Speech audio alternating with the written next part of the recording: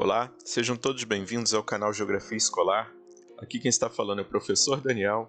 Estamos juntos para mais uma videoaula aqui em nosso canal. E o tema da nossa videoaula de hoje é a formação do território brasileiro. Uma aula importantíssima para quem cursa o 7º ano do ensino fundamental. No início da colonização, com a implantação da atividade açucareira, a coroa portuguesa estabeleceu a primeira divisão político-administrativa da colônia. Tratava-se das capitanias hereditárias.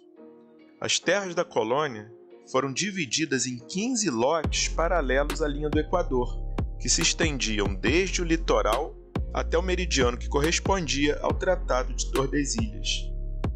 O Tratado de Tordesilhas foi um acordo feito entre Portugal e Espanha que dividia as terras que fossem encontradas pelo mundo em terras portuguesas e espanholas. As terras portuguesas ficavam até 370 léguas a oeste da ilha de Cabo Verde, na África. Além desse limite, as terras pertenceriam à Espanha. Esses lotes, chamados de capitanias hereditárias, foram doados por Dom João III, rei de Portugal, aos donatários, que eram pessoas de confiança da coroa e que deveriam garantir a posse da terra, cuidar, cultivar, defender as terras de uma possível invasão de outros reinos europeus, como França, Inglaterra, Holanda, Espanha, e torná-las produtivas, tanto quanto na extração do pau-brasil, no plantio da cana-de-açúcar, exploração mineral e etc. Os lotes foram assim distribuídos no sentido norte-sul. Capitania do Maranhão, lote 1, pertencia a Aires da Cunha e João de Barros. Capitania do Maranhão, lote 2, pertencia a Fernando Álvares de Andrade. Capitania do Ceará, pertencia a Antônio Cardoso de Barros. A Capitania do Rio Grande, a Aires da Cunha e João de Barros. A Capitania do Itamaracá, a Pero Lopes de Souza. A Capitania do Pernambuco, a Duarte Coelho. A Capitania da Bahia de Todos os Santos, a Francisco Pereira Coutinho. A Capitania de Ilhéus, a Jorge de Figueiredo Correia. A Capitania de Porto Seguro, a Pedro Campo Tourinho. A Capitania do Espírito Santo, a Vasco Fernandes Coutinho. A Capitania de São Tomé, a Pero de Góes de Silveira. A Capitania de São Vicente, a Martim Afonso de Souza. Lembrando que nós tínhamos duas capitanias de São Vicente. A Capitania de Santo Amaro, Pero Lopes de Souza. E a Capitania de Santana também pertencia a Pero Lopes de Souza. A ocupação do território. Como as terras a oeste da linha do Tratado de Tordesilhas, que pertenciam à Espanha, nunca foram reivindicadas, aos poucos os colonos foram adentrando esse território. Além disso, o Tratado de Tordesilhas chegou ao fim no século XVI, quando a Espanha anexou Portugal à sua monarquia e o rei espanhol Filipe II passou a ocupar o trono das duas nações, dando início à União Ibérica, isso em 1580. Com isso, não fazia mais sentido a divisão do território. A união dos dois reinos durou até 1640, quando Portugal restabeleceu a autonomia do seu reino, encerrando a união com a Espanha. Esse movimento ficou conhecido como Restauração. Quem foi coroado rei de Portugal foi Dom João IV. As conquistas territoriais. Os colonizadores adentraram as terras do interior em busca de jazidas de ouro e diamantes nas Minas Gerais. Com isso, houve uma movimentação mais intensa de ocupação em direção a essas terras. Um grupo se destacou, eram os bandeirantes.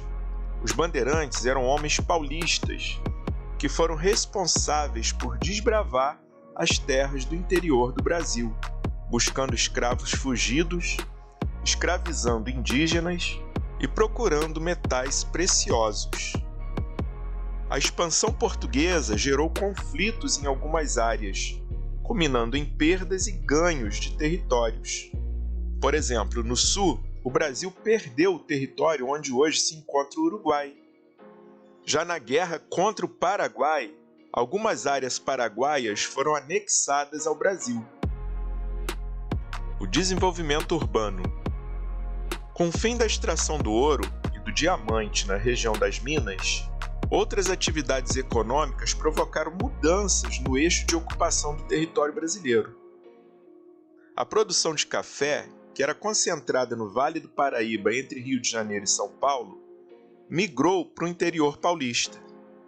Várias fazendas foram abertas, que favoreceu o surgimento de vilas e cidades. Os lucros obtidos com o café foram investidos na atividade industrial, que se concentraram a princípio em São Paulo. Durante esse período, outras atividades econômicas também tiveram destaque no território nacional, como a agropecuária no Nordeste e a extração do látex na Amazônia. Os ciclos econômicos. Os ciclos econômicos também ajudaram na formação do território brasileiro. Ao todo, existiram 6 ciclos econômicos. O primeiro ciclo foi o ciclo do pau-brasil, que durou entre 1500 e 1530, ao longo do litoral nordestino brasileiro, com mão de obra escrava indígena. O segundo ciclo foi o ciclo do açúcar, já na metade do século XVI, até o final do século XVII, com mão de obra escrava negra. O terceiro ciclo foi o ciclo do ouro, no final do século XVII até o século XVIII, especialmente em Minas Gerais. O quarto ciclo foi o ciclo do algodão, que iniciou no século XVIII e foi até o século XIX, ocorrendo no Nordeste. Esse ciclo do algodão também foi conhecido como ouro branco. O quinto ciclo foi o ciclo do café, no final do século XVIII até o século XIX. Ciclo esse que iniciou no Vale Paraíba Fluminense e Paulista, depois se alastrou pelo interior de São Paulo e oeste do Paraná. E o sexto ciclo foi o ciclo da borracha, que ocorreu no final do século XIX até o início do século XX. Todos esses ciclos trouxeram certo desenvolvimento nas regiões em que foram explorados. As questões das fronteiras no século XX. Algumas questões internacionais de fronteiras foram resolvidas no século XX. Foram elas: a questão de Palmas com a Argentina, em 1895, a questão do Amapá com a França, em 1900, a questão do Acre com a Bolívia, em 1903, e a questão de Pirara com a Inglaterra, em 1904.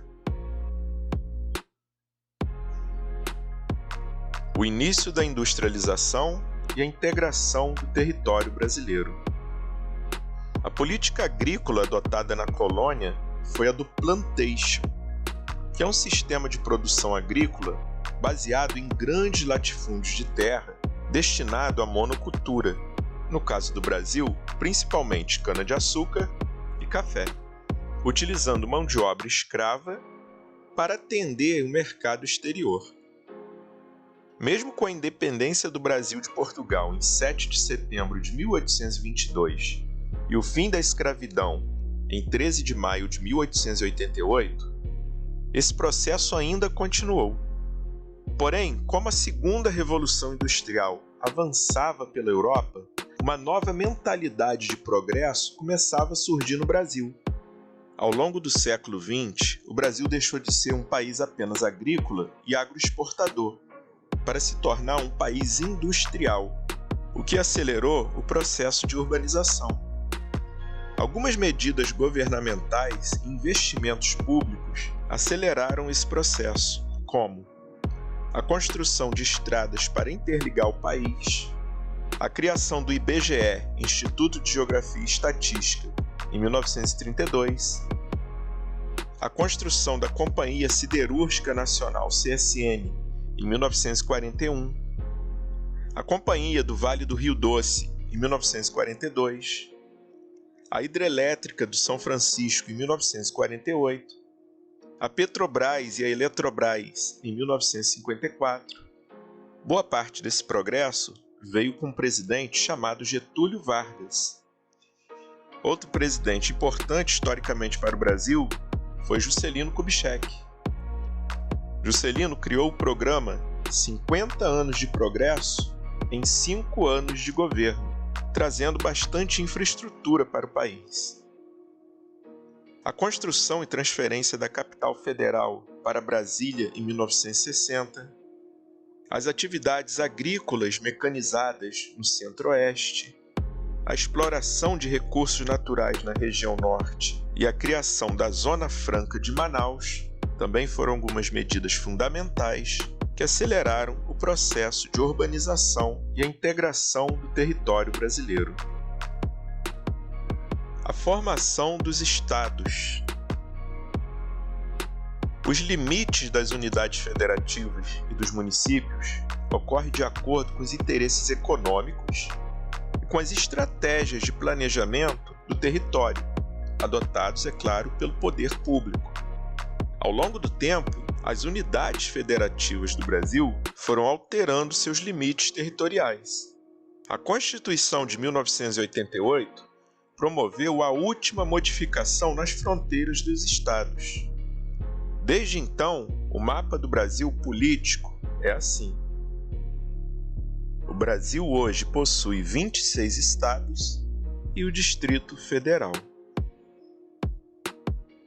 Portanto, para falarmos da formação do território brasileiro, é necessário voltarmos no tempo, desde a primeira divisão político-administrativa, que foram as capitanias hereditárias, passando por todo o avanço ao interior, todos os ciclos econômicos que existiram nas nossas terras, para chegarmos à formação do território brasileiro atual, com seus 26 estados, mais o Distrito Federal.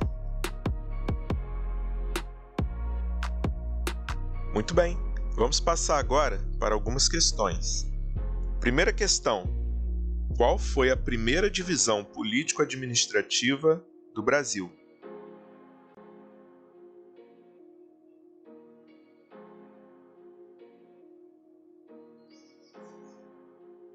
E a resposta: a primeira divisão político-administrativa do Brasil, quando ainda era uma colônia, foram as capitanias hereditárias. Vamos à nossa segunda questão. Como se chamavam as terras divididas pela coroa, paralelas à linha do Equador, que se estendiam desde o litoral até o meridiano que correspondia ao Tratado de Tordesilhas? Em quantos lotes as terras foram divididas?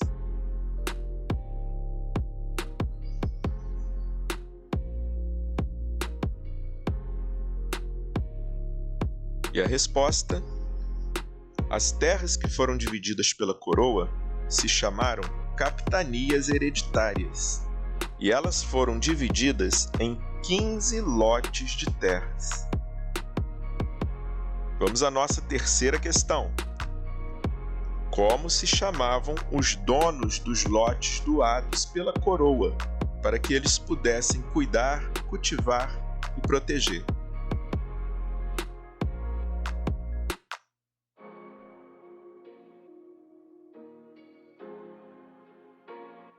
E a resposta: os donos dos lotes vieram se chamar donatários. Vamos à nossa quarta questão.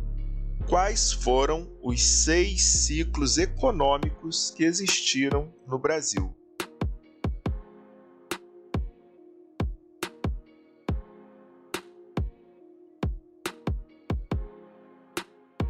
E a resposta foram o ciclo do pau-brasil, o ciclo da cana-de-açúcar, o ciclo do ouro, o ciclo do algodão, o ciclo do café e o ciclo da borracha. Vamos à nossa última questão. Observe o mapa do Brasil e sua divisão político-administrativa atual. Agora vou desmarcar 5 estados e você vai me responder quais estados foram desmarcados no mapa. Tempo para você pensar.